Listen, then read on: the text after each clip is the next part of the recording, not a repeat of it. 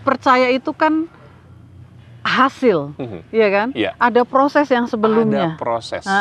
Kenapa kita dipercaya gitu? Kenapa saya percaya sama Kang Nugi? Kan karena saya percaya Kang Nugi itu orangnya baik, ya, amanah. Karena ada proses. Ada proses dulu.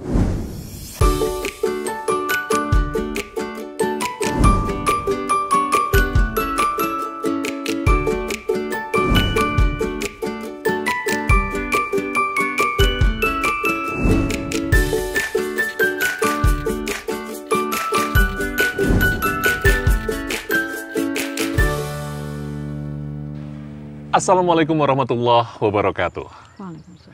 Dalam fase kehidupan manusia, anak kelak akan menjadi dewasa. Tetapi melewati satu fase di mana fase ini, kata orang-orang sih, fase yang labil, fase yang mengkhawatirkan, fase yang membuat orang-orang galau dan lain sebagainya. Tapi kita tidak melihat kegalauan itu, kelabilan itu di sisi Rasulullah SAW.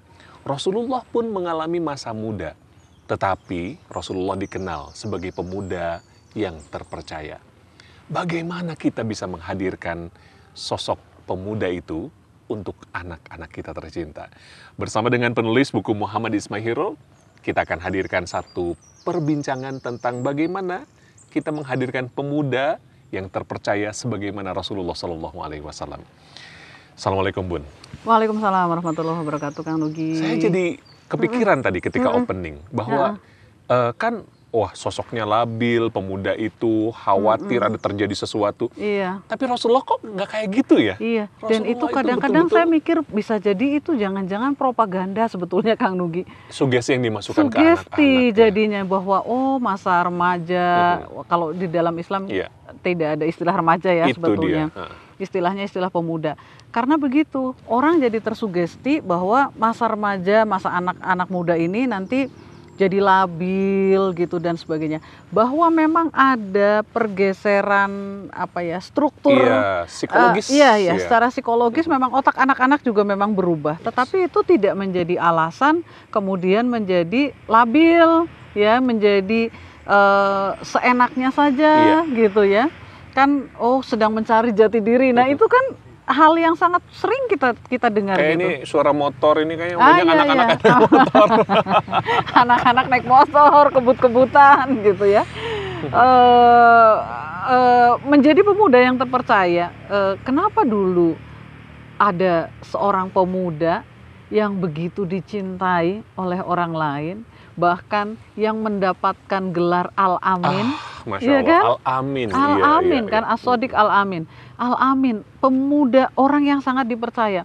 Gelar itu sudah beliau terima jauh sebelum kenabian gitu. Ya, saya tuh sering banget nyampein Kang Nugi di kelas-kelas, di kelas selling atau ya dimanapun ya.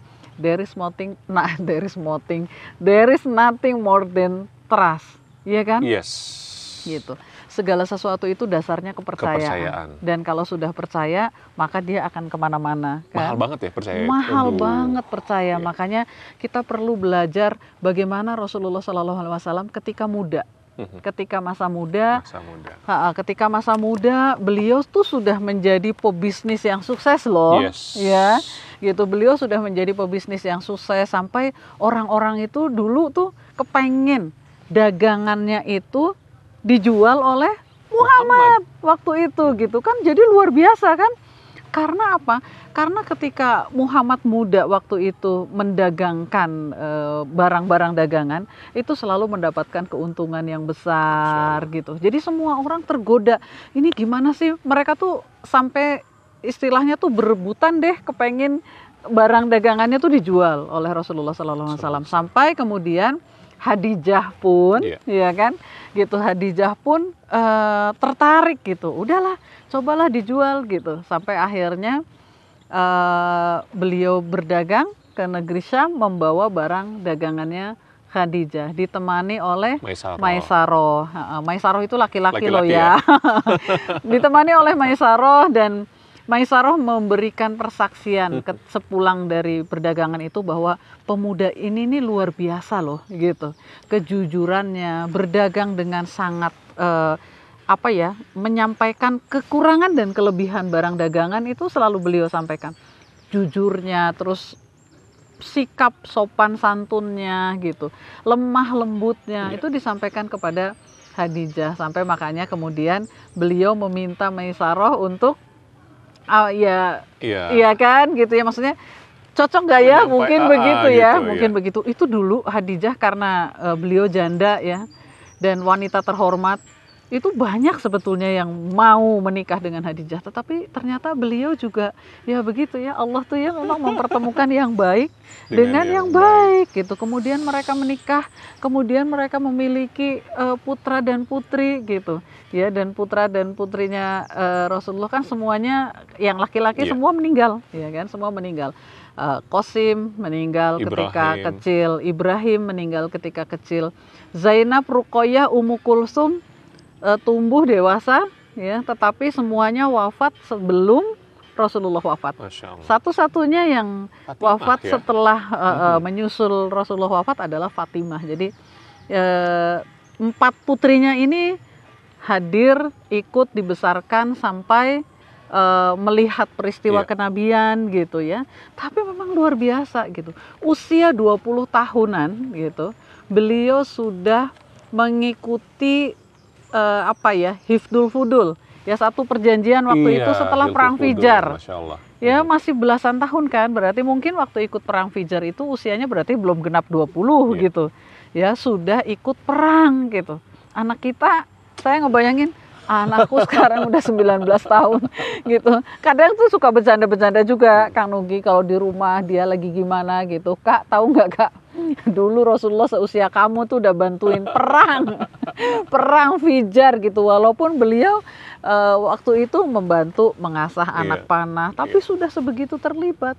Dan hadir di perjanjian sangat penting waktu itu. Padahal yang dihadiri orang dewasa. Nah, mungkin orang-orang terpilih saja gitu. Dan Rasulullah walaupun muda terpilih ya, Bu? Iya, terpilih. Hadir di situ, ikut menyaksikan gitu. Karena apa? Karena kan sangat dipercaya oleh orang-orang. Sampai ada peristiwa besar lain, Kang Nugi ingat mungkin ketika Ka'bah direnovasi. Iya.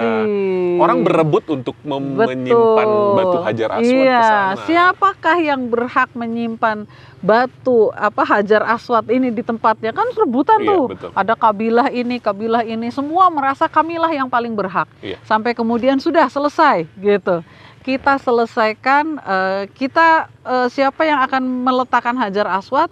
Dia adalah orang yang pertama kali masuk gitu ke masjid ini. Dan ternyata subhanallah, yang masuk saat itu adalah Rasulullah SAW. Muhammad muda, waktu itu beliau sudah punya anak ya gitu. Masya Allah, itu memang jadi Allah itu menghadirkan itu semua, nggak semata-mata kebetulan, dan memang dihadirkan gitu ya.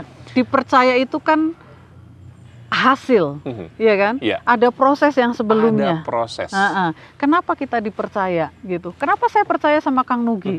Kan karena saya percaya Kang Nugi itu orangnya baik, ya, amanah. Karena ada proses. Ada proses dulu. Gitu. Ini yang menarik nih di buku Muhammad is My Hero di tentang pemuda yang terpercaya ini itu. Aplikasinya adalah belajar memimpin dan memecahkan masalah. Menanamkan ini kepada anak gimana sih, Bu?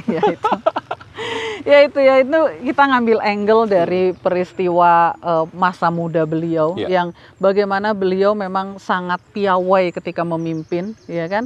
Gitu, mampu memposisikan dirinya dimanapun beliau berada dan memecahkan masalah ketika peristiwa peletakan batu Hajar Aswad itu sangat cerdas gitu. Luar biasa. Jadi tadi itu ya, kenapa dipercaya? Dipercaya itu adalah hasil. Ada proses yang sebelumnya, kebaikan-kebaikan, kecerdasan dan jiwa pemimpin yang memang beliau miliki.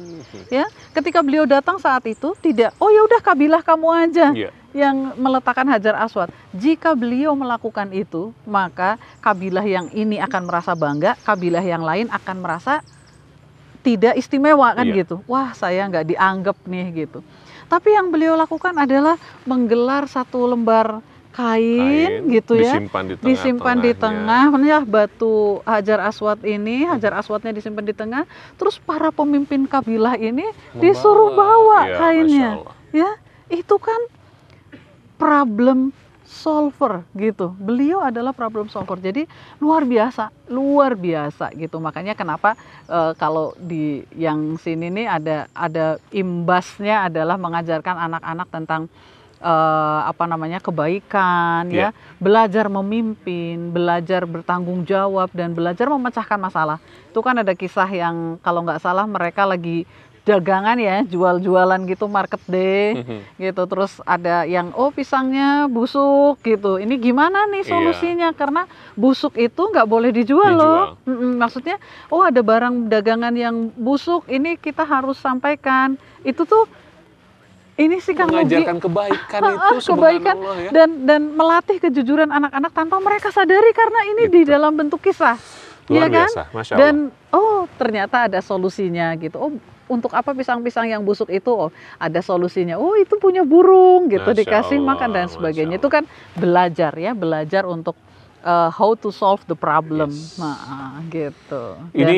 Ini luar biasa loh, sebetulnya inginnya dibahas lebih panjang, teman-teman sekalian. Belajar memimpin dan memecahkan masalah. Lengkapnya ada di buku ini deh. Pemuda yang terpercaya.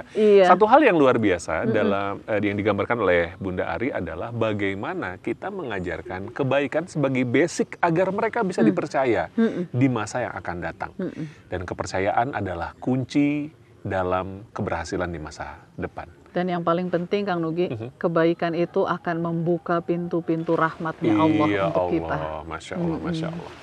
Makanya tetap aja di sini deh, di tips dan trik seputar pengasuhan dengan pendekatan kekinian dan sunnah kenabian.